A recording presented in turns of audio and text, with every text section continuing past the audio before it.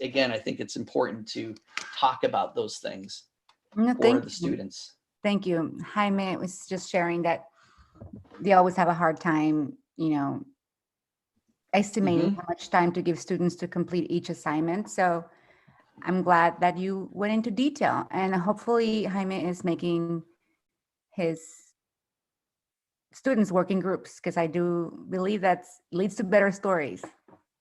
Yes, and if you want to break it down, it's going to be turnarounds for the character, Sorry for my horrible writing. You want to have turnarounds,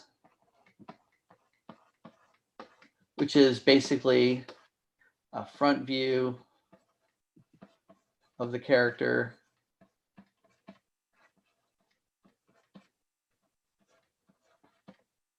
three-quarter,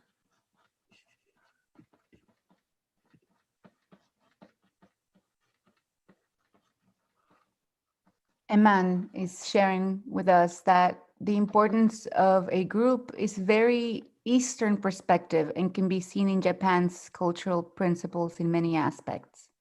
Thank you, Eman. Yeah, it's very, very true. There is no sense of I.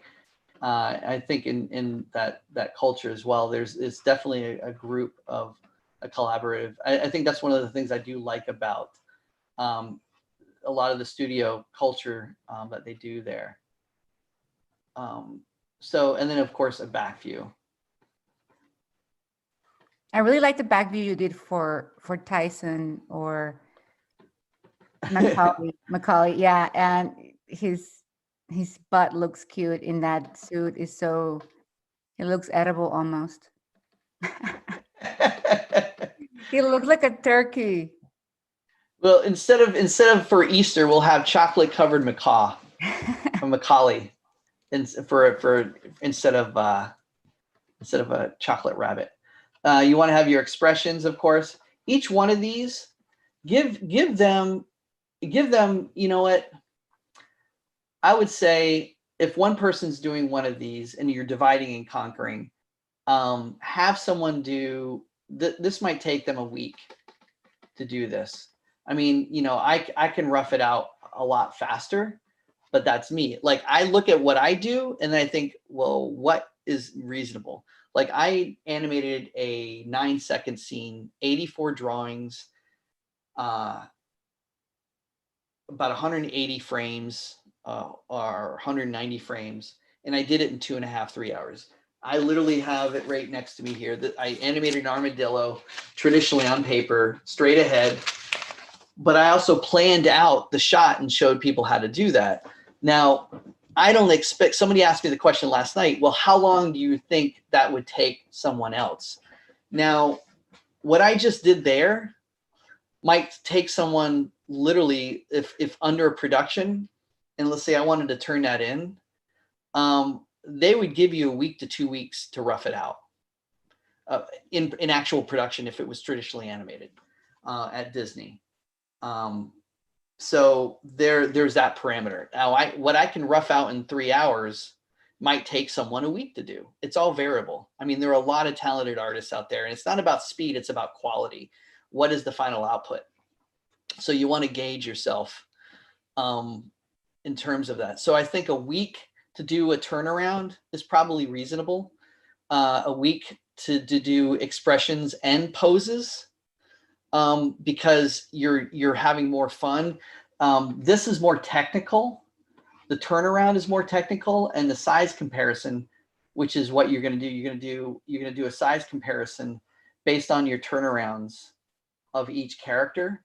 So it's kind of like killing two birds with one stone. You're doing the size relationship between two characters, turnarounds, and then you're going to be doing your expressions and model sheets. So I say if you have two characters, give them a week to kind of do a turnaround for each. Let's see the turtles right here. Right, you're going to do the side. We'll do 3/4 back real quick just to kind of get an idea. Tail. Right, and then you're going to do your comparison, and this is basically copying one of these together and then having the characters. I know that this is not a, trying to focus on character building, but I have a good question here from Oscar Sure. Moreno. With characters without hands, when you are developing these expression boards, can you speak about what to do in the case of the turtle, for instance, without, without hands? How do you achieve a good variety of expressions, having to hold props, hold things like a gesture without hands is a challenge to show variety of gestures. What would you do with a turtle? Well, with a turtle, what are their attributes? A turtle actually can do a lot of things. A turtle can use their hands to claw at things. They can hold things. They can use their mouth for grappling and things. And so knowing the limitations. Now, of course, if you had a turtle, it depends on the type of show that you're creating. If you had a turtle that, stood up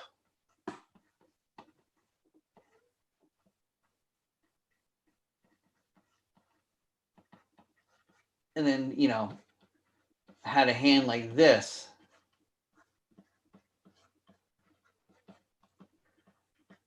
then obviously he might be able to, however you've designed the hand, you're giving an opposable. Once you give them opposable thumb, then all bets are off. You can grab things, you can do things. If you keep it more realistic, maybe he grabs things with just his claws, like so. Like maybe he's just literally grabbing it like so. The modified grab, just when you're starting to work out and you can't do the exact move, they teach you a modified move. It's a modified. Maybe he's just grabbing it like so. Or if he's on all fours, maybe, if he's gnawing on something. They can grab things with their mouths. Yeah. Like, you can grab. Maybe they put Velcro all over their shell and they just roll over stuff and that's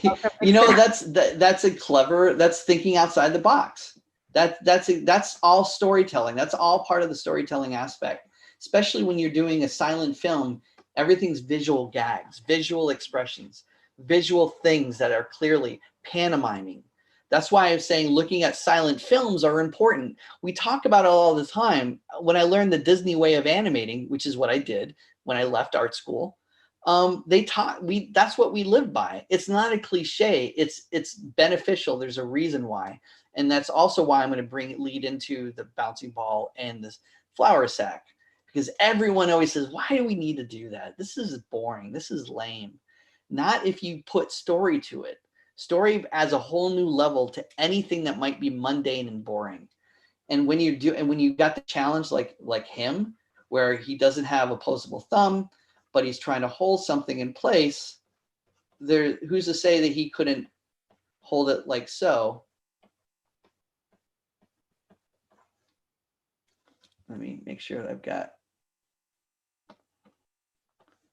put this down below it. And now he's biting onto something.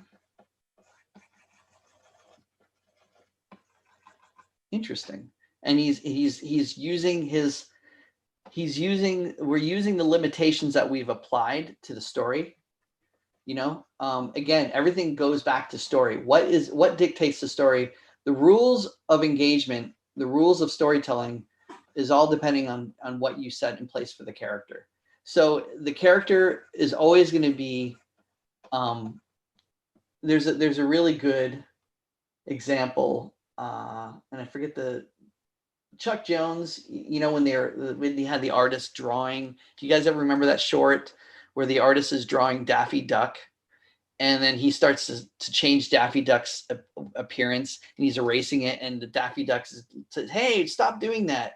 The short, Elizabeth, do you know what I'm talking about at Yes, all? I do. I can't remember the name of it, but the whole point of that story is to express that we as animators can do whatever we want in the cartoon world, and B, it's always going to be according to what is funny and what helps elevate the story.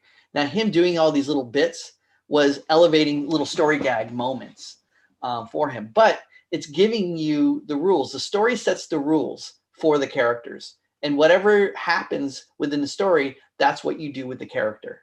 So that is the whole point of what I'm talking about here with the limitation of a turtle. It's all on you as an artist, but it all comes down to, if you want a bipedal anthropomorphic turtle walking around in space with being more human, so be it. That's what you write in your story, and that's okay.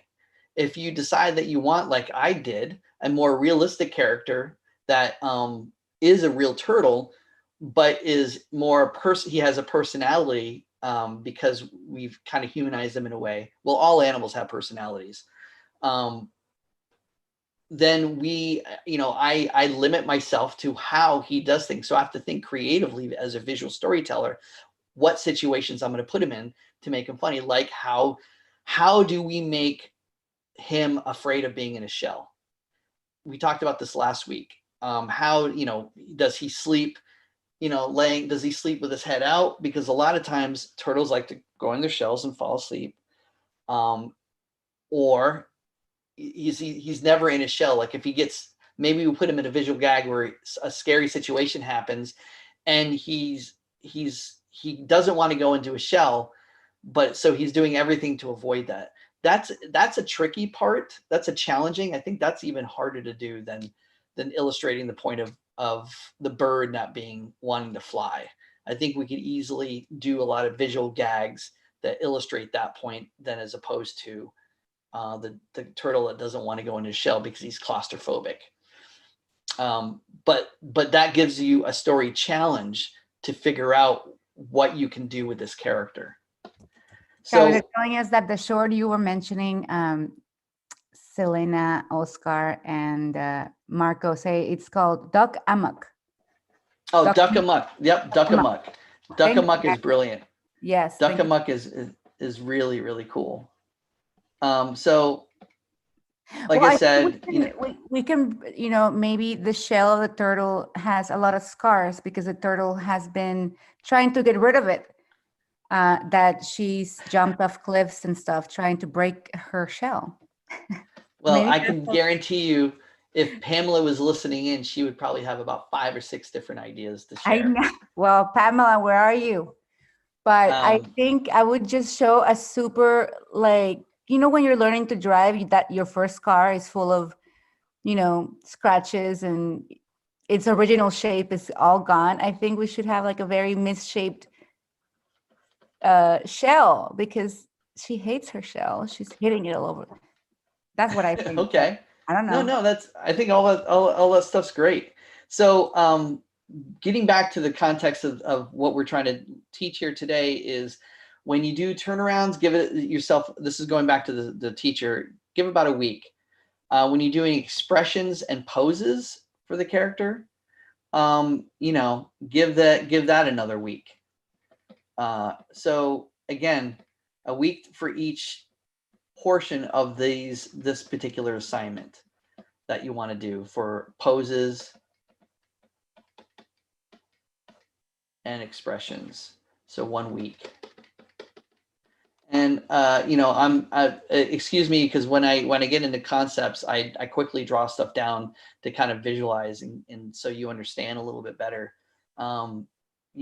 Maybe I can organize this a little bit better later on, but hopefully that answers the question for that. Now, again, the big thing is once we go into, now we're ready to storyboard. We've got characters, we've got layout. Also your beat boards will also help you with your layouts. You're going to want to have probably a week's worth of developing the layouts, the environment, the moon base, the location. How many locations are there? Your script is going to tell you everything. As a teacher, you might want them to list out, once they've written a story, list out their assets, give them an assets list. If there is a character, how many are there? And then they do those designs that I've said, poses. If there's props, draw the props. If there are layouts or locations, how many are there? How many locations do we have? And then do at least one image of each location. My recommendation is to limit your locations like we did the setting. We limit it to a moon base. You'll probably have it, you could probably, depending on what you write in the climax of the story, you might have an exterior of the moon base. You might have them outside in an obscure location. But if it's mostly going on inside, try to keep it contained within one area, maybe no more than 2 or 3 locations for the short. The more locations you have, unless it's like, let's say, a montage of gags that's illustrating a point, the less is more concept is what I like to say when you're just starting out.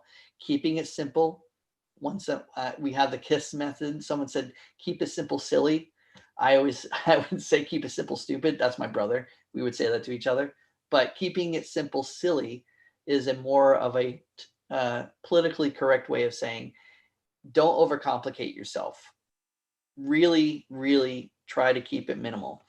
Can you tell a story in one location? Can you tell a story in one location with one character? Can you tell what can you do with 2 locations and 2 characters, or 2 locations or with 2 characters, or 3 characters in one location? It's all up to you, but keep it limited, because the whole focus is telling a good story, not overcomplicating it with more characters. One of the biggest kisses of death for many people is like, they can't solve a story. So what do? They add another character. Why? You're just going to make it even worse. One character isn't going to resolve the overall underlying story.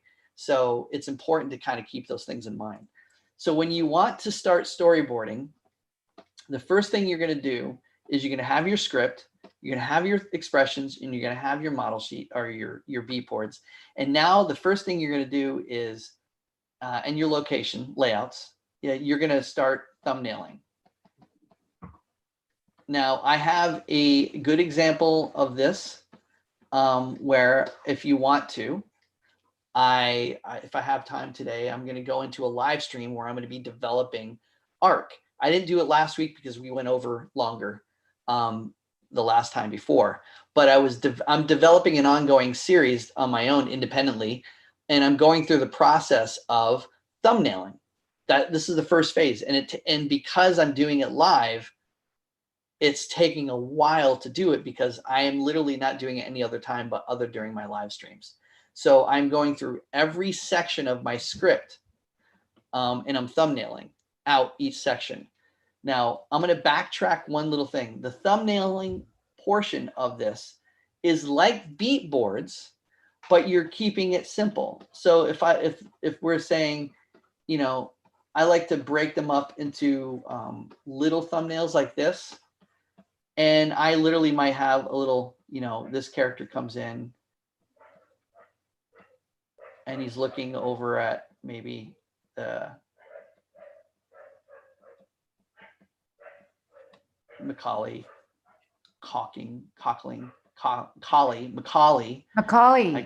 Macaulay, who's over, in the corner, and maybe, I have this kind of thing, and I'm literally, and it's a, what I'm doing now for thumbnailing is I'm setting the rhythm to my overall camera. So there's a whole nother thing that we could go a whole 5-6 part series on just storyboarding alone, but I'm just going to give you the general synopsis. Thumbnailing helps you define your camera flow, your rhythm, based on what the story is. And with the better you thumbnail out and block out your scenes or shots in your story, the better off you're going to be when you're going into your boards, because this is a quick way to realize whether you are working, whether your scene flow or your camera flow is working or not. Because we can easily get ourselves in corners when we're boarding straight ahead and we're just not planning for it. We could easily literally box ourselves in the corner and not how to get out of it, and then have to backtrack and reboard everything because our camera started one place, and because we didn't plan for it, it ended up somewhere else and we didn't know where to go with it. So it's important to do the thumbnails first. And again, thumbnails are no more than showing a grid, showing your eye level, where you are. Is it a down shot? Is it an up shot? Is it a Dutch angle? Is it an American shot? Is it extreme close up? You know, are we going in really tight on the character? Or are we going really far away with the character?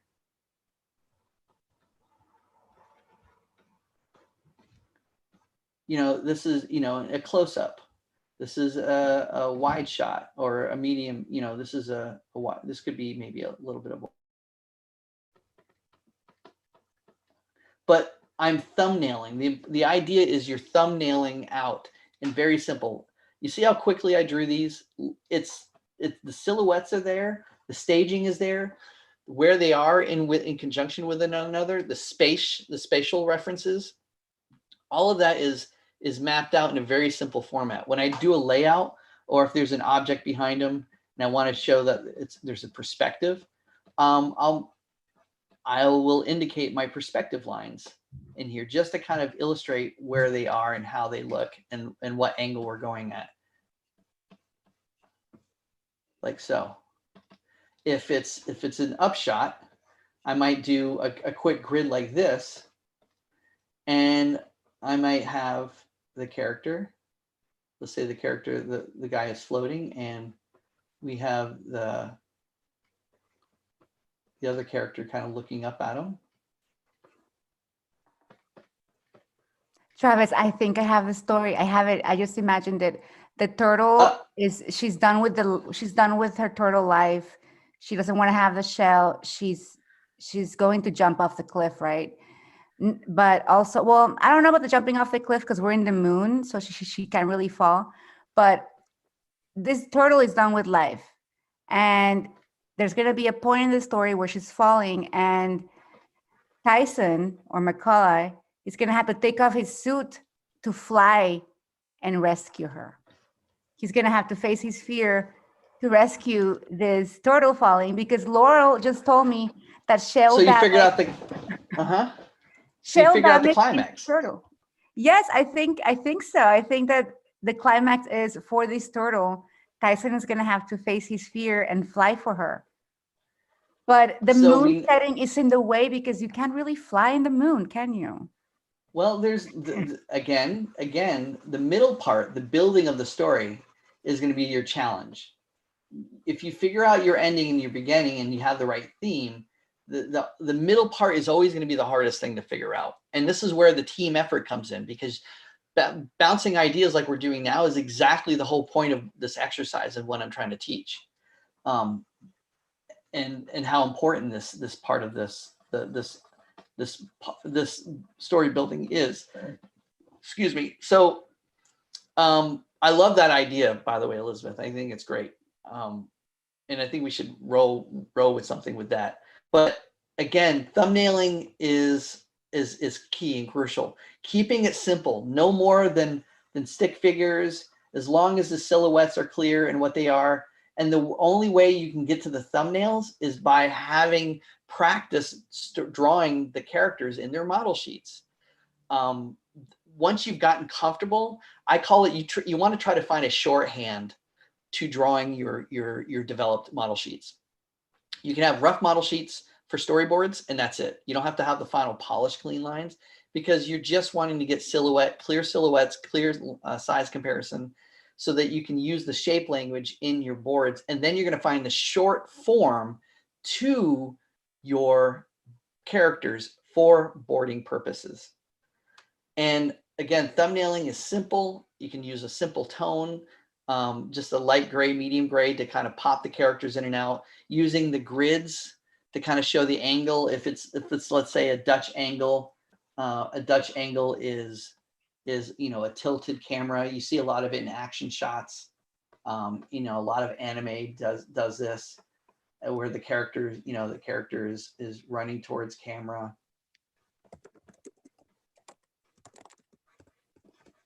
So Like we have so. a guest. We have a guest, Glue Blue, who says he can't see your screen share.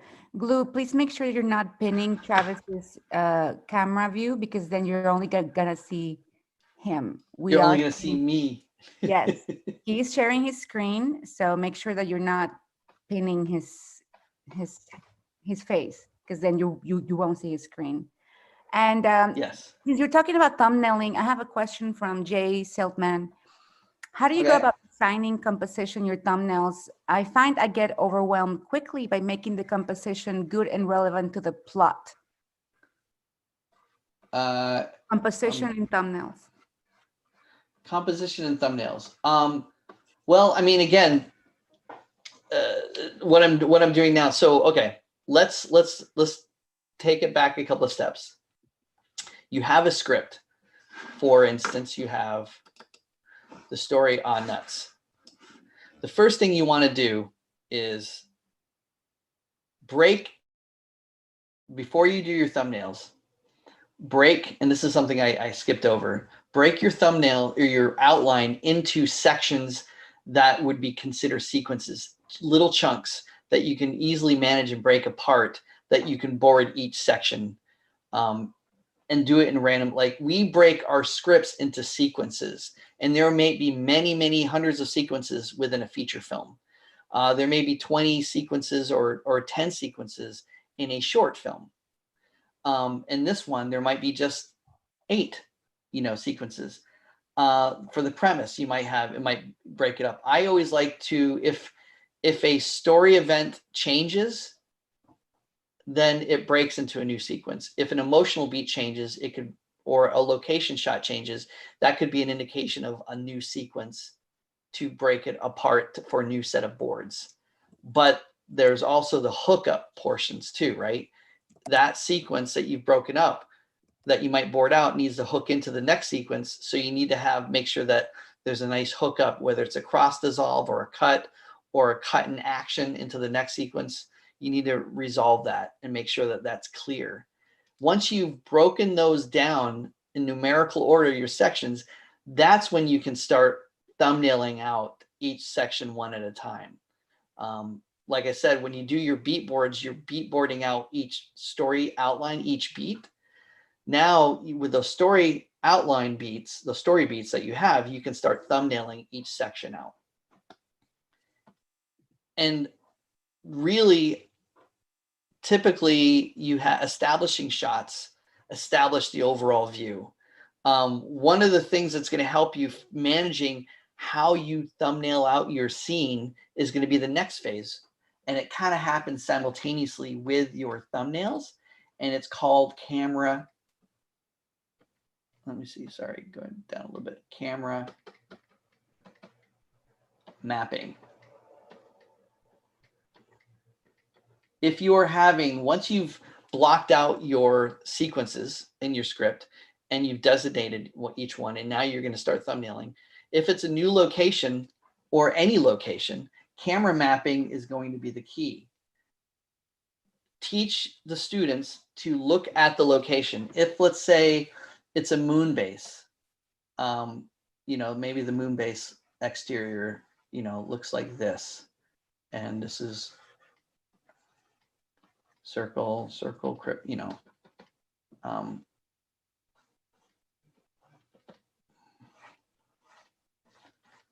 you know, maybe the moon base exterior looks like this, or maybe the interior, you have an interior shot. Let's say this is the interior shot, and I'm just doing a breakaway, meaning I'm looking at it, looking through the layout itself. If, let's say, you have a desk over here, and let's say there's another object, or refrigerator over here. Let's say there's a bed over here. whatever that is, camera mapping will help establish how you're going to thumbnail your scenes out properly. Meaning, if you have an establishing shot, you have an exterior location. You've designed this exterior location. Now you can say your camera, let's say we'll do our cameras in blue so we'd be clear with that. Your camera is outside. This is camera 1, and it's the establishing shot. Now we're designing, we're planning out a blueprint of how our camera is going to flow. Once we have an overall picture, or a down shot, a view of what location we're in, then once we have the establishing shot, let's say we're going out and we're slowly trucking in, we're going to indicate that in our thumbnails, or we're going to write a note saying slow truck in, establishing shot, slow truck in, and we're going to go into it. That would be camera 1 right over here. Then we go inside of this is going to take us inside the moon base. Then we're going to have another set of camera maps where we're like, maybe we're interior. We're going to go to interior, and we're going to have a camera here. Let's say we're going to have a camera here.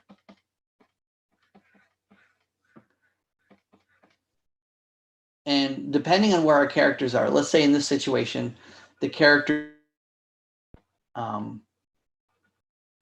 one character is here, and our other character is over here. Now, if we follow this rule where we have this character right there, that shot in a camera map would be here.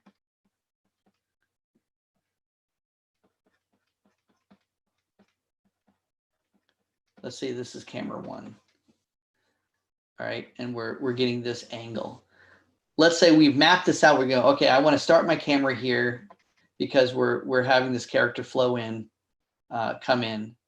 And then if we want to say that maybe we cut to a close-up of this character, you know, up here, camera 2. I'll just do a little thumbnail at the top here. Actually, we'll come over here since I have more room. Camera 2, let's say we have a shot of, you know, the character, or maybe this is camera 3. We have the character standing here looking, and it's a medium shot of the Macaulay standing there, doing something or walking. And that would be, let's say, shot 2. And that angle would be maybe here.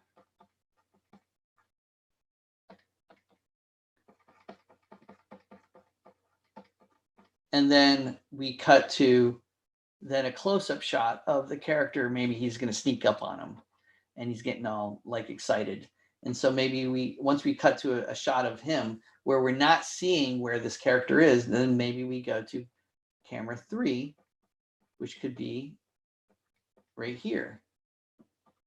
And also, mind you, I've created so far I've created what I call the 180 rule line. I've stayed, which is a whole nother thing we can talk about, but I've stayed on this one side of the room for staging purposes, for setting up the character. And I haven't crossed over this 180 line by having a shot here looking towards them, and then camera 2 is then cutting in and cutting to a shot of this character. And then now I'm cutting back to a close-up of, let's see, this is 3. This is 3 here. Now, what I'm doing is in my camera map, I'm establishing the 180, where I want things to go. I'm establishing in sequential order, experimenting with where I want things to flow in numerical order. I'm numbering them through 1 through 5 or 1 through 6 or whatever, how many shots you want for this sequence. And I'm doing an overall mapping to get an idea of where I can place my camera in a realistic setting. This is no different than if I was on a live action set and I had a scout go out, find a location that we need to shoot in based on the story. And then in the location, we are determining how we're going to set our shots up and what we're going to do. This is the same thing, but we're doing it in a visual format where it's a 2D drawing. And so we're executing this. You would do the same thing if you were doing this in 3D animation as well. You'd be doing the same thing if you're doing this in stop motion. You're setting up where your characters, your camera could potentially go and how it flows through the storytelling aspect. And then based on this, you can then reinforce it by doing your thumbnails. And then by doing this, it allows you to see the overall picture so that you're eliminating potential mistakes or boxing yourself in corners by using the camera mapping method along with your thumbnails. Is everyone following me? I am. I think everybody is too. People in the chat Okay. let us know. But very interesting. Okay. Yeah. It also, I guess it helps you kind of narrow down what you need to focus on if you know what camera angles you're going to focus on. Like in this case, we don't have to worry about the bed because you don't have to draw anything with the bed. We're not focusing on anything in that sequence about the bed. Yeah. Yeah. So there's no point. So what I've done here is and you're going to do this with each location. Now, I will map this out, and I've done it so many times in features. And as a matter of fact, I'm going to have to use this mapping method for this sequence that I'm doing reboarding for this movie, because there's a lot of complications in how we're restaging things. So I want to make sure, because we're doing a lot of fast cuts, I want to make sure that it flows well enough and that you don't get disoriented.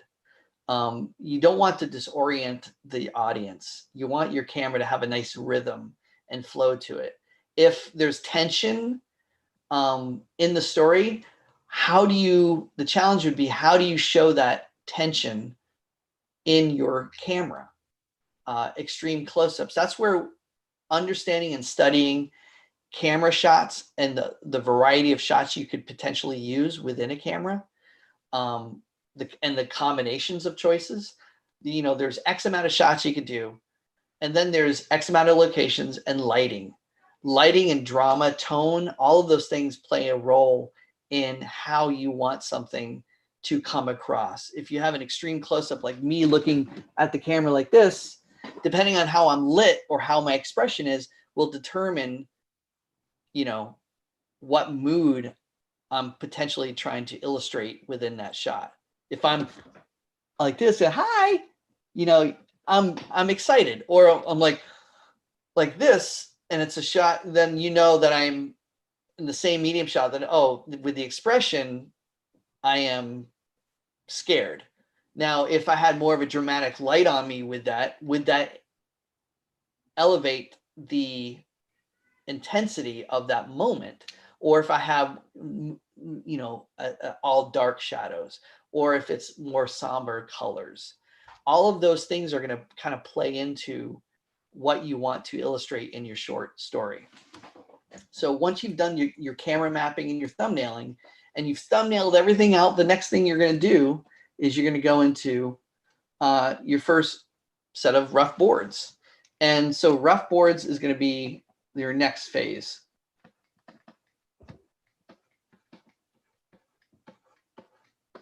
So with your thumbnails, you got the close-up shot, you got the far away shot of the characters.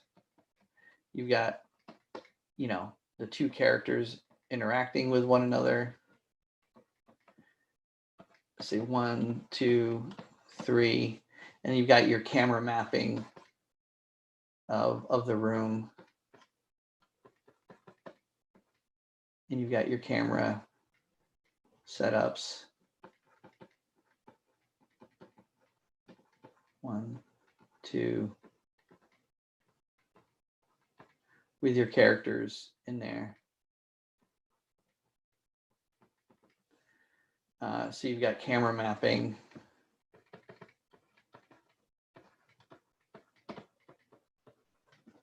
Thumbs. Along with model sheets. I'm going to be posting Travis's Discord invitation so you can join his Sketch to Animate Discord channel. He's always sharing more elaborate tips and advice on specific things such as Roughboards, character development. So this is a glimpse into his process. He goes into much more details using his Sketch to Animate channel. So please check it out. I'm going to be dropping it here in the chat. And the script, of course.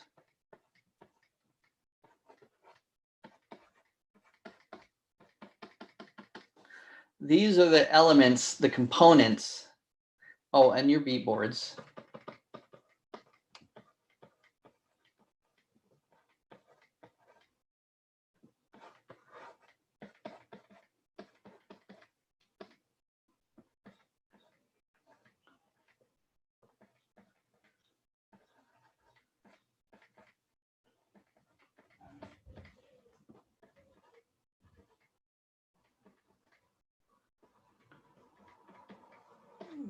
So you've got your beat boards,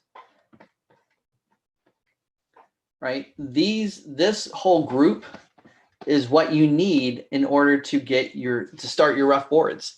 You've got a lot. There's a lot of what I'm trying to show you. There's a lot of buildup to getting to this level. So you've got to break these down. If you're teaching, you got to break these down into their separate components, giving enough time for each one.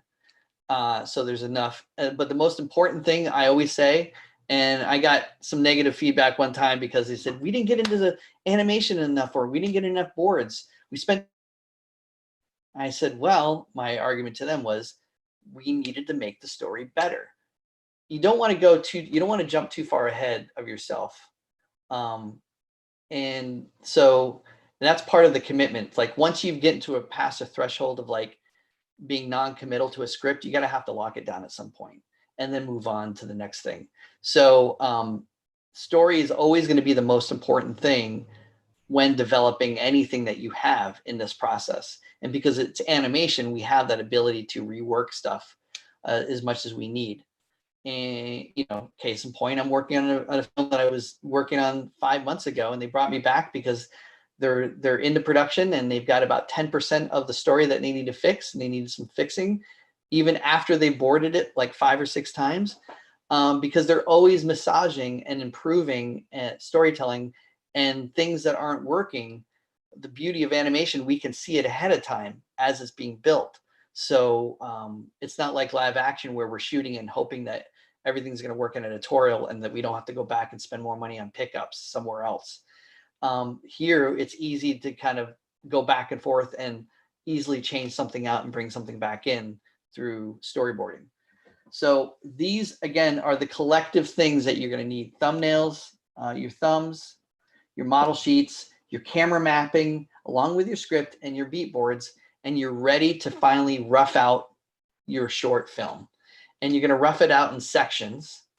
And once you've roughed out your storyboards, basically you're just making slightly more polished thumbnails.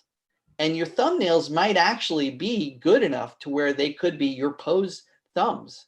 You could blow those up. I always like to work really small and then later on blow them up and then put them, blow them up bigger and then put them to scale to the right format. Now I'm using Storyboard Pro right now just to kind of illustrate that point. But you can use TV Paint, but I use Storyboard Pro as well as Toon Boom Harmony.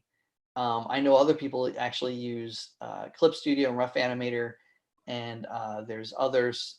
Anything with a timeline basically can be used for storyboarding, literally. If you have a timeline and you have layers, you can use that program to storyboard, and you have a tool to draw and do tones. There's a number of places you can do. A lot of animators, a lot of story artists still use Photoshop and Bridge to create their own storyboards. So Roughboards, once you go into Roughboards, you're done with that. That's great. Now you can move on. What you want to do is get those boards up, and you want to time it out. You want to take a look at it. Then you pitch this idea to the team, to the group, or to your teacher. And then that's where you get notes. You're going to get visual notes on your rough boards. And once you've gotten your notes for your rough boards, then of course you can take the notes and your rough boards and go into your final. And then once you go into your final boards are what you kind of notoriously have seen in many, productions of behind the scenes of how they did this or how they did that.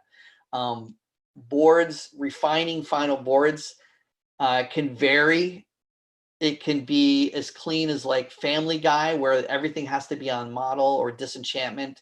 Every layout has to be clean. Every character has to be on model and clean, because the boards are literally the rough beginnings for production. They're going to literally copy verbatim what's in those boards. For features, I could be loosey-goosey. I don't have to be on model. I can have a rough indication of everything, because they're relying on the boards for the mood and tone and the overall camera angle, but they're going to refine it later on in there. So there's a lot of play in what type of production you're on in terms of how tight your final boards need to be.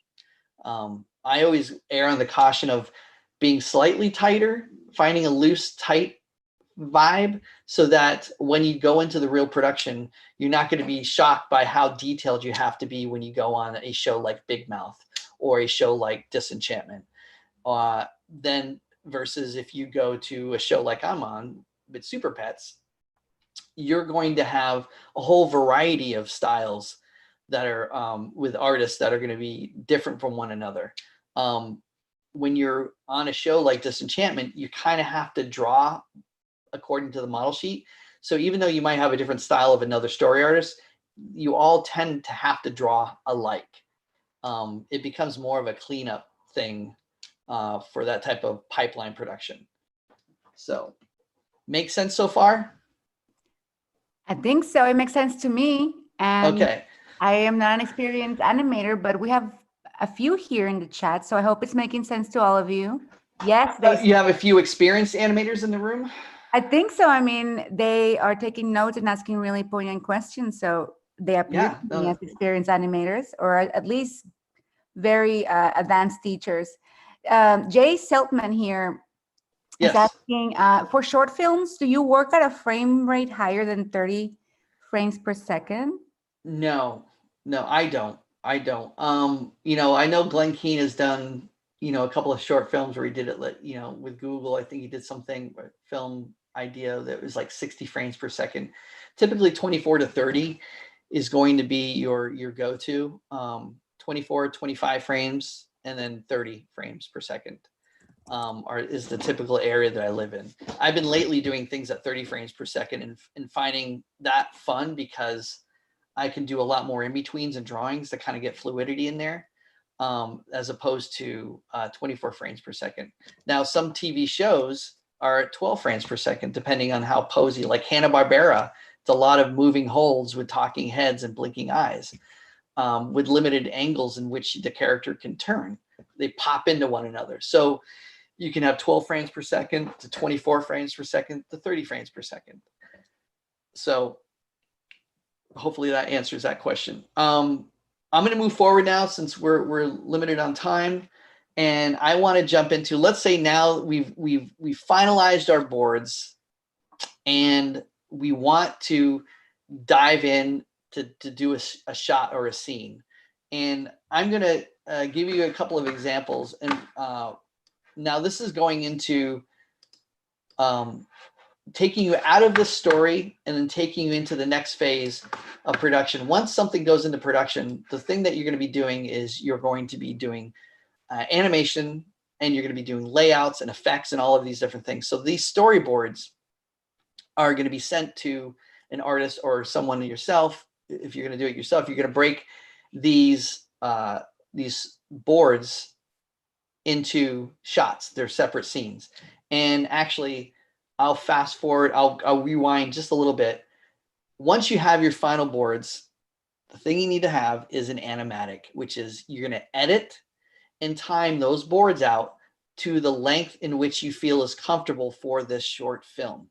So that's where you start. The director or whoever's doing this film, or if it's a team, somebody has to be in charge of directing and someone has to be in charge of editing these boards to get the timing of what they want for it to work. Now, a lot of times when we make these boards, we have a rough idea of how long it needs to be, but we really don't know. Sometimes, you know, if your limitation is 5 minutes, you can't go over a minute and a half. You know, well, okay, a minute and a half is my limit.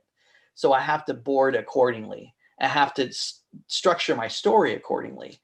If it's a 5 minute, you know, you have 5 minutes. Feature films are typically 85 minutes to 96, somewhere in between, for an animated short film.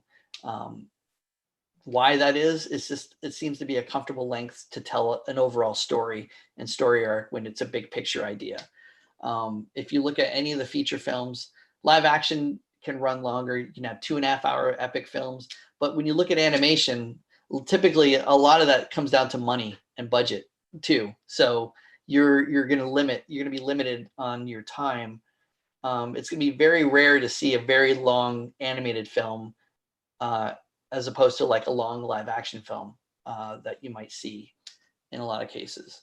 So once you've built your animatic, meaning that animatic has timed out each shot, and if you understand, every time you cut from one thing to another, a different angle, that's a new shot, right? So if I'm looking at my thumbnails or looking back here at 1, this is shot 1.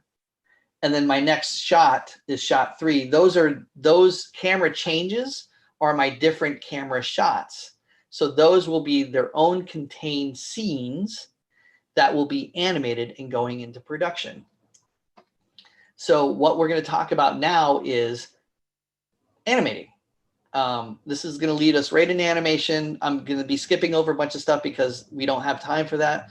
I wanted to go to the curriculum of the basics of animation and how it relates to story. So with that being said, we're going to go back to the bouncing ball. Are you guys with me so far? Like, I want to just go ahead and move forward to the bouncing ball and the flour sack. This is for the educators. This is a great way to kind of get the students' feet wet into learning how to animate according to the story. Now, I think it's relatable to this thing as well because, and I'll tell you why. You have a bouncing ball, and then you have the flour sack. Now, I've given a tutorial on this on my Back to Basics, which is a free tutorial that you guys can check out and critique. And if you like it, great. If you have feedback and you said, oh, you know, I think it would be better if it's like this, by all means, I always love feedback. Hopefully the type of feedback I like to hear is like, what am I missing and what else could I offer in terms of information? So you have two things. You have a ball, and then you have your flour sack.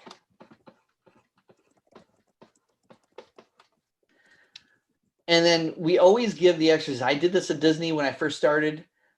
This is the first very basics of doing any type of animation is the bouncing ball. But a lot of students will say, well, what's the point? Why does any of these things matter? Well, the bouncing ball teaches you the principles of stretch and squash and weight. With the ball, you can squash it depending on what material it is. If it's a bowling ball, if it's a tennis ball versus a ping pong ball versus a balloon, or let's say a gym ball, like what do you call it? When you hit each other with the ball. Those all have different dimensions, different weights, different flexibilities, and they're all going to have different types of bounces. This basic principle teaches you the idea of physics, how something squashes, how something stretches. Now in cartoon world, we can make anything as pliable or as hard as we choose. But when you first start out, you want to understand the differences from a physics standpoint so that you can apply that to an animation standpoint later on. So these things apply in that sense, that it's important. Now, to make it interesting, first things you want to do is understand the principles of arc. It also teaches you arcs. You know, a bouncing ball, depending on what angle it comes in, will determine how hard it's coming in, what angle it's coming in, the velocity, how hard it's gonna hit squash, and then stretch and bounce away. Now, again, if you apply, and I have these principles in some of my animation on my YouTube, if you apply a gym ball, really squishy gym ball, to that principle of velocity at the same angle, bouncing, and then you apply a bowling ball at the same velocity, you're going to see two varying differences in your stretching and squashing. And believe it or not, a bouncing ball is still does have a stretch and squash. If you see that in a high speed motion, it does actually squash a little bit and stretch a little bit. It's almost impossible to see it with the naked eye. With a bouncing ball, it's more easily accessible and you can see it. But again, those things are going to arc differently. And we always talk about the principle of it squashing, stretching, coming to the apex, the point where gravity takes over, right? Because we live on Earth, so we have a certain gravity pull that it's going away. Every time it's going up, it's fighting against gravity, and depending on the velocity and the weight and the flexibility is going to determine how far it goes up and where it arcs to come back down. And then it's going to do a slight stretch and then squash again and then bounce up. And then eventually it's going to settle and get less and less and less over time. Now, this basic ball teaches you physics, weight distribution, arcs, stretching and squashing. All of those apply. And why does that apply to story? Well, if you can, as a fun exercise, you can turn your bouncing ball into an animated object. Just like in Cinderella or Sleeping Beauty, when you had the flour sack walking and being enchanted and walking over and they're making a cake, there's a certain type of movement for that inanimate object to come to life. So you can still create life within this character, within this bouncing ball, just by understanding the principles of stretch and squash and the bounce that we're teaching in this this lesson that I have right here, which is coming in and then hitting the ground and then arcing up. You can apply that to that. Now, the flour sack over here, I look at it as the flour sack has the same similar principles, but it's teaching you something different. It's teaching you about silhouette, posing, because you have now, I look at the body, I look at this as like, if you transfer this into, again, it could be, what kind of weight is it? Is it fully packed full of, let's say, oats, or does it have sand in it? All of those, the density of which it is going to also give it a different type of weight and feel.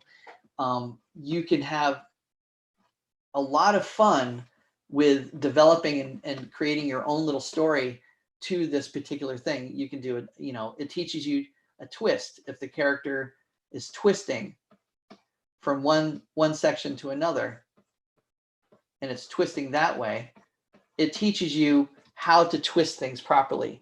Again, it's stretching, squashing, it's teaching you overlap. This is where you can, if you look at that example from Sleeping Beauty, I think someone was pointing it out with a flour sack being enchanted. You're seeing a walk cycle in place. You're seeing weight being distributed. You're also seeing arcs. Everything that we do, from a punch to a walk, is a series of arcs of ups and downs and moving forward and backwards. This shoulder has a arc, a limitation of arc. I can go this way, I can go this way. I'm talking about my arm. All of those things are a series of arcs. If you look at 3D animation, and if you broke let's say if you wanted to put to this flour sack here, if you wanted to put a bone structure in it, you could say, okay, I have maybe a pivot point here, a pivot point here, maybe a pivot point here, here, and here, and then one here. And I do the same for this.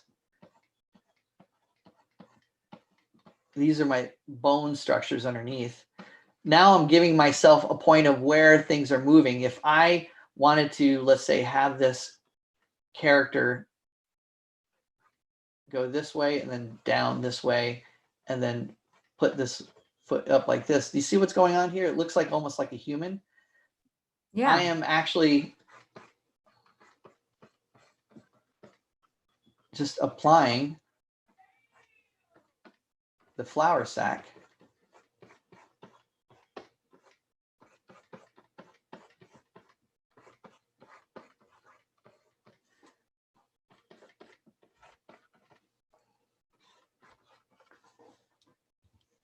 to make sure I get this correct.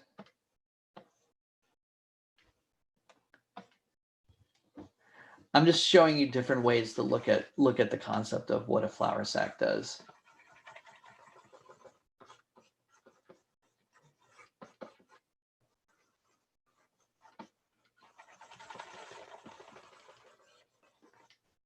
You know, if this is the flour sack,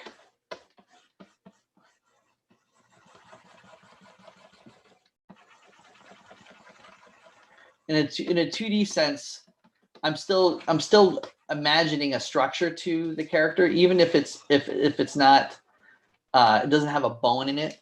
Even like an octopus or anything else, everything has a flow to it. The principle of this flour sack brings things to life. It gives you the ability to anthropomorphify or humanize the character, give it a personality, because now you've got more flexibility. It's not a bouncing ball anymore. Now you can do twists, you can do turns. Now you can do that. You're limited with the bouncing ball, but now you can do a little bit more by this, and you can give a story to it. You can have maybe the flour sack is being tossed, or if you want the flour sack to come to life, maybe that, like somebody was saying the other day when I was doing my prompts, they're saying, hey, animate a flour sack walking, but it's got a string loose and it's slowly sand as it's going. Well, what would that look like as the flour sack is walking? Well, that's a fun little exercise you could do for your students, where they have a full sack walking, but it's losing its sand along the way, or its flour, whatever's in it. And as it's going, it's getting looser and looser and less structure to it and more overlappy, until it finally just kind of becomes cloth and falls to the ground. That could be a fun exercise in itself that kind of tells a story.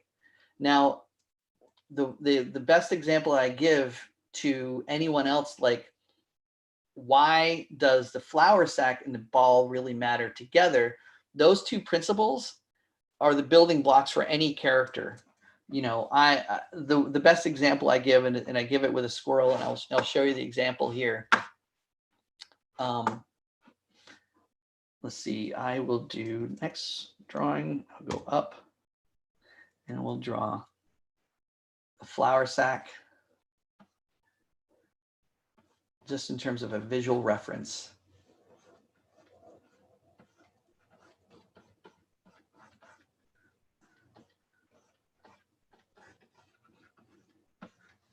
And then a ball. Now, can you see already where I'm going with this, with just seeing a ball and a flour sack together? Elizabeth, can you see where I'm going with this? I do. Okay. So if I was to take this and just apply a little bit of character.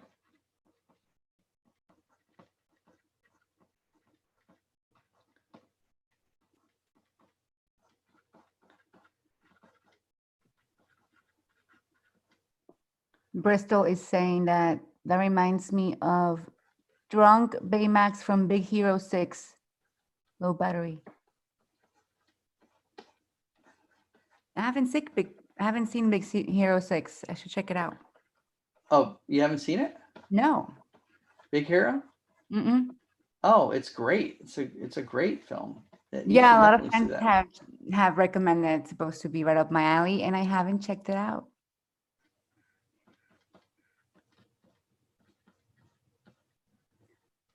Well, thank you for sharing all these excellent resources with us today, Travis. We are documenting everything. I will be updating today's lesson on the blog so that you can see the culmination of all the 3 classes.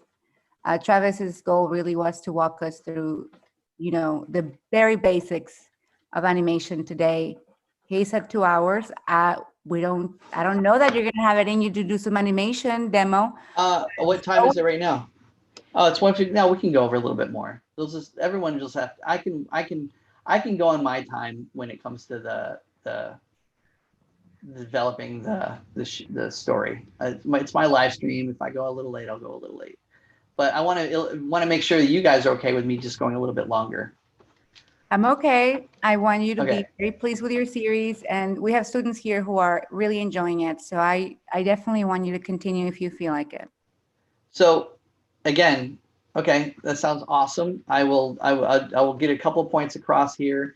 So, this right here is taking the ball and the flour sack and putting it into a character. It's the basic construct for anything. A human, it could be as like a human character. If this is the flour sack and a ball, well, now if you apply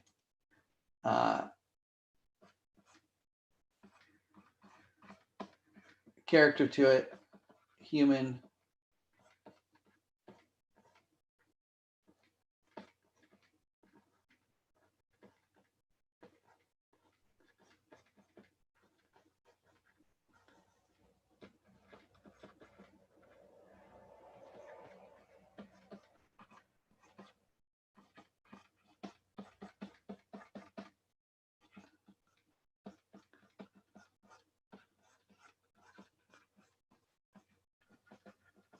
Thank you, Carlos Cuenta.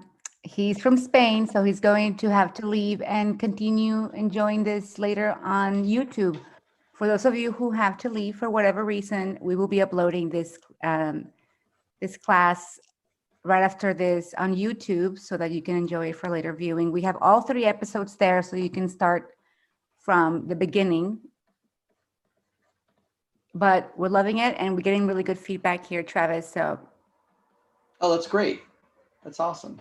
So essentially, I'm just showing you how you can apply anything to this whole flour sack concept.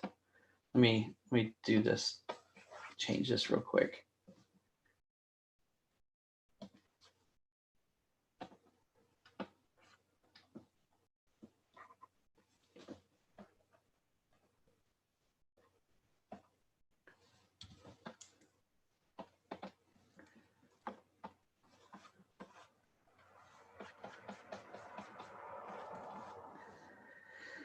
So in a really quick nutshell, like this is, taking that principle and applying it. Everything applies to that. Now, how does that look in animation? I have a quick example to share with you here. And let's see if I can get this to make sure we got this one. I'm going to put this on a loop.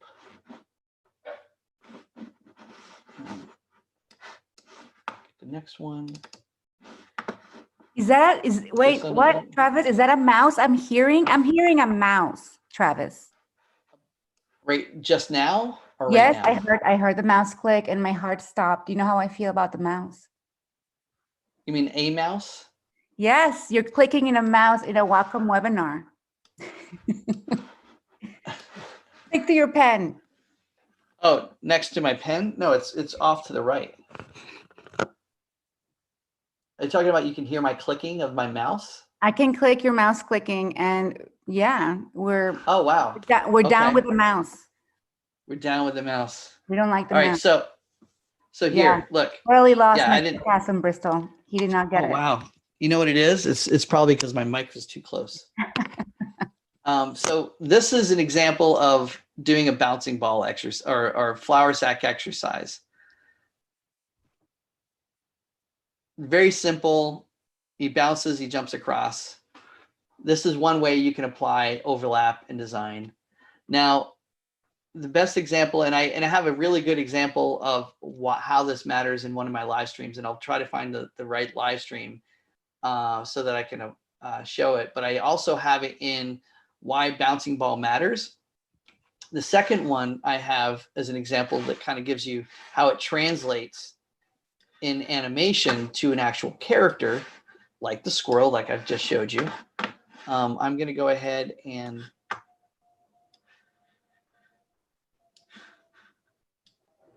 put this in motion here. Make sure that's on loop, and just watch, and we'll talk about it as it goes through. So this is just a quick run, and it's just going to keep looping. Do you see how, if you imagine the head as the bouncing ball, like bouncing up and down, which I don't have illustrating here, but I could easily. I wanted to illustrate how the flour sack applies to the locomotion of, let's say, a squirrel run. And the overlapping actions that you see are happening in here right now is, like, for instance, the tail and the head are reacting to the overall movement of the flour sack. Like the top of the flour sack could be the chest, and the back of the flour sack is the butt of the squirrel. And so you're seeing this in place. Now, I don't know if this is playing in real time, because it might be, since it's streaming, it could be jittery, but you'll have examples of this to share on the blog that you can download and view. But I'll just break through this really quick. How it's quickly just bending and flexing, and this is just the flour sack. And now I've applied that, and it's going into a squirrel that's jumping and leaping. And I'm using the same principles that I've learned in the flour sack exercises and applying them now to the squirrel. And in this case, the squirrel, you'll see at the top right here, this would be the bouncing ball portion. Then you have another thing that we can talk about some other day. Maybe we'll do another web series on just character animating and character designing, where we can really focus in on overlaps like the tail. How does the S curve work? How does the tail with the overall movement of the squirrel? Or we could even go into a series of body mechanics. How does a quadruped work versus a bipedal character? But I just wanted to go through the basics. And Elizabeth, you're right. We're probably not going to have time for me to animate a full-on character, but I have animation principles here that apply, that I have at least examples to share with people. I'll just have to bring you back next year for a full-on character class. Yeah. Well, any questions? I want to be able to answer some questions now for people. And remember, when you get into story, once you've fleshed out your story, you've got an edited animatic with your boards, this is where the fun begins. This is when you can start really having fun with your character movement. And remember, your character animation is always going to be dictated by the story you're telling within your storyboards. The more information you can flesh out in your storyboards, the better your final production will be for your animation. That I think is the key right there. Well, thank you for showing us the flower and sack example. Luca has just shared that he's very thankful he wasn't able to understand the flower and sack before this class. So thank you so much for showing it to us and how it works. I do have a couple of questions. Sure, let's do it. Jaime Carrillo says, how do you approach animating slow motion action?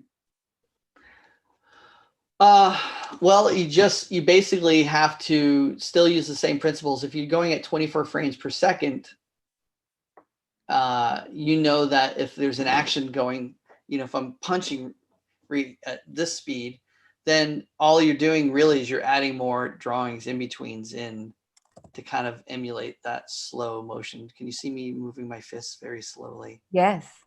Right. So but you know, if I'm doing this and this is normal speed, basically whatever scene length of that scene you're doing, if you're about to punch and then you go into slow motion, one way to kind of show a fast to slow motion is you start the punch and you cut slowly, and then you just basically, you know, it's adding more in betweens. Really, that's what it comes down to. Keeping the same principle of this arc and the action that you want, you're just simply slowing it down, and you're seeing more of the frame rate, the more of the images, the more of the movement in between, if that makes sense. And this, let's say it would be like if you took a high speed film and you knocked it down to, if you're shooting at 60 frames per second, and I'm doing all of those in-betweens, but now I'm playing at 24 frames per second. That's a one-way example of showing like how quickly, like if you're animating at 60 frames per second, but then you play it back at 24, it's going to be super slow. It's going to slow down. Does that make sense? Yep. So you're just adding more in-betweens to that action. Now I have another question here from Jay Seltman. How many passes would you take for Disney when animating a quick movement by a character? I'm sorry, I'm not laughing at you. I'm laughing at the fact that I've had so many different directors, and some of them are picky, some of them are not. Let's use my brother as an example. He was my director on Brother Bear. If I part of getting less notes is getting better communication in the beginning. The better you are at figuring out what the director wants before you get a scene issued versus the art, it's the art. I like it. This is where personalities and communication and team building go into effect. If you go into a room and they're issuing you a scene, know what questions to ask the director specifically. If you have a director that doesn't know what they want, that, you know, understand that you have to come in with more questions to ask to kind of nail down the person. I would be even as far as to say, hey, to the director, hey, can I share with you some thumbnails before I go into the animation? I want to be clear that I am going to deliver to them exactly what they want.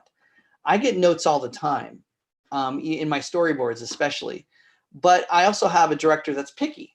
So he's always going to be giving me more notes. I don't take it personally because I know he's just simply always trying to improve what is already existing there, or he wants to try a different way of doing things.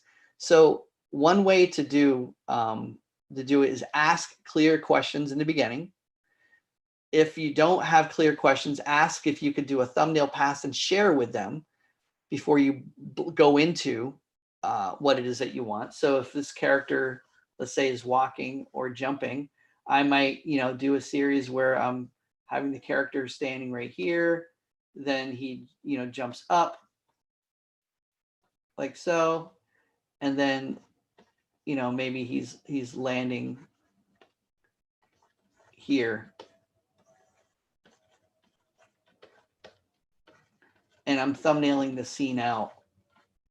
So I got 1, 2, 3, 4, and let's say this is the character jumping towards camera. I might go back to the director and say, hey, how does this look to you? Here's our composition. Here's our shot. He's going to jump towards camera, and then he's going to jump and run past camera. How do you like that?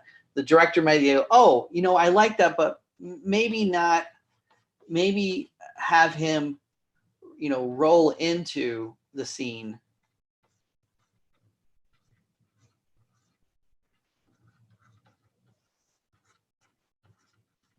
and then jump.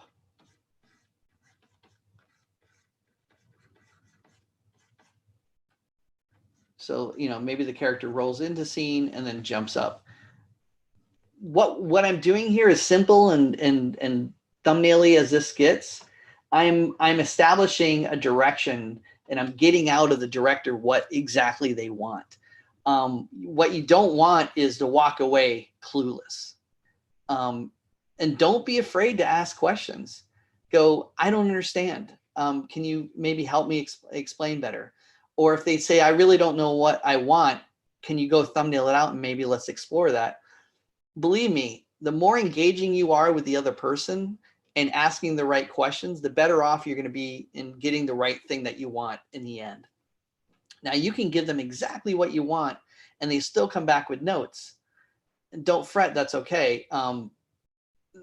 You've done your due diligence at least to become a good communicator, and also go in there with notes. Make sure you always have a pencil and paper with you, writing notes down. If you had the scene enough time to look at the scene, write your questions down, and then listen. First things first, listen to what the director wants.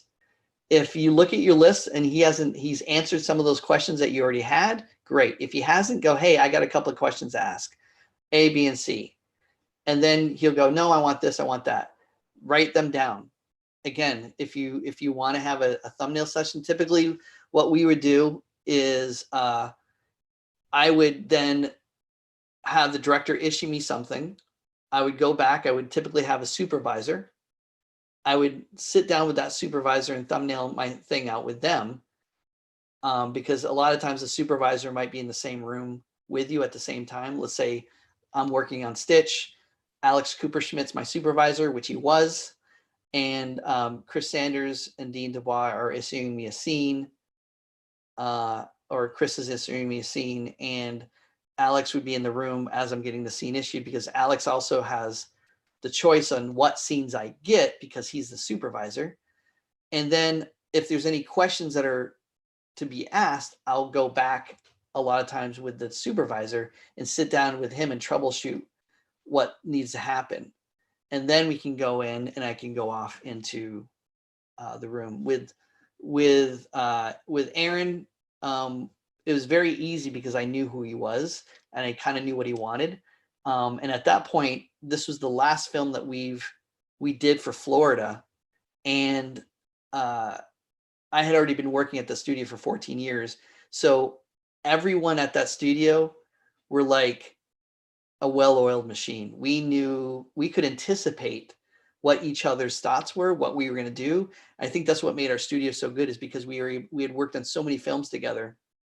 We were comfortable. We were, and what each other wanted. So typically we didn't have a lot of revisions, and because of that, we might have had more arguments because we were comfortable with one another. But that is the thing. Typically nowadays you're a one-off studio, or you make a production and you're not with the studio more than that production. Those key things that I told you are going to be really important for you to have under your tool belt to being a better artist and to be able to deliver something. Because beyond all of this, I go back to the team playing thing. This is a group effort. When you go into actual production, you are going to be with a team of artists. And actually we can not share my screen anymore. Should I just stop sharing? I'll just stop sharing. Yeah, we want to see you. We want to, yeah. I want to also just tell you that we're getting a lot of comments here. Really happy for your class. They're suggesting that Wacom should sponsor Sketch to Animate episodes. So that'd be really cool. Thank you so much for sharing this wealth of information. I know you want you to cover a really important side of animation, which was storytelling, something that a lot of people who just want to jump into animation and learning the software tend to forget. And you kind of grounded us back to the importance of story. I want to thank you for that, because I myself had forgotten about just how fun it is to brainstorm, and those exercises really develop really charismatic. I mean, I fell in love with Tyson and the little characters that you created for us. So I want to thank you for showing us through this exercise just how much creative block can be fought through these exercises and little. My favorite part was obviously the character development and how it helped develop story. I would love to bring you back to just focusing on that, because a lot of people here enjoyed your drawing skills. They enjoyed how you explained character development. And I think that there needs to be so much more explored in that realm. So I want to first of all thank you. There are some questions here that were unanswered. I'm going to encourage everybody to please join Travis's Sketch to Animate. We've got time to answer a couple more. You don't have to rush on it's all on you guys right now. Like 2:30, if we go to 2:30, then that's fine. We do have to wrap up. We do have other things to do as a team. We are going to definitely, I'm going to be updating the blog today, and I'm going to be speaking to my team about bringing Travis back for a second round, because I do believe we have a really interesting topic here that needs to be explored way further. And we want to thank the audience for having such great questions. And Travis, thank you for developing, this class from scratch for us, because I had seen you during Cartoon Crunch, and I had seen your style of mentoring, and that's exactly why I wanted to bring you on to explore what you had to do, with Sketch to Animate. I want to continue to support Sketch to Animate, and I want you all to please follow his channel. I've shared all of his information here. Travis, I guess this is not goodbye. This is going to be a ... because we're going to I can follow up with that, saying thank you, Elizabeth and Tom and Mark and everybody that were involved with having me be a part of this. And, I got to thank my brother too, because, without him encouraging me to do what I'm doing, you guys wouldn't know who I was. I've been in this industry 30 years, but still a virtual unknown to the rest of the world, because we're very behind the scenes in what we do. And unless we promote and good at self-promotion, you're never going to really know who we are. We're the silent workers behind the movies that you see and love. I think it would be awesome. Now, this is something that I'm doing. You love Tyson and Winger. It'd be great if we actually developed an actual short that we could put in film festivals, or even do as a short series for Wacom itself. But that's just an idea. Well, we're going to run it by the team. I think it's wonderful. And yeah, we also got to know you because of Cartoon Crunch, and thanks to our wonderful friend, Mike Morris, who... Yes, I have to thank Mike Morris as well. Mike, if you're out there, you're in Crunch right now. I know. I tried to talk to him the other day. He was busy directing a show. Thank you very much for him for doing what he's doing. And check out the Cartoon Crunch, because I really think, thankfully, that you guys, it was a huge success in terms of the way it went off. And the final result was really the icing on the cake to me. Look at the final shorts and know that these people did not know each other before any of this. And none of them are professional animators. They're all students. There was one that was doing. Yeah, but again, they didn't know each other. They used the team building principles that I'm talking about, and they were able to come together from different countries, different parts of the world to make that thing happen. So it's doable. It's very possible to make fun, creative, compelling stories with teams of people. So just remember, team, it's the we, not I, when it comes to animation, most instances. So that's... Every story begins with a sketch and a team. You have to add that there. A good team. And a team. And a team to bounce ideas off of. Thank you so much, Travis. I love the idea of pushing the story of Tyson and Winger further. I will talk to you later. And thank you to everybody, my team, for supporting us in these 3 weeks. Thank you, Tom, Peter, Melissa, Shireen, and everybody. This is also my last webinar of the year. I won't be hosting another one until next year. So a big wrap up with a good friend. Thank you so much, Travis. Well, that's only 2 weeks away, right? I know, but I've done Not so until many next year, webinars 2 weeks here. away. I think we're all looking forward to 2021. I think it's looking hopeful, and I'm very excited Yes. to what we have stored. Please stay tuned on the Wacom channels. And And I don't want to, and I go ahead. wanted to just edit myself. I said Mark and not Peter, so I apologize.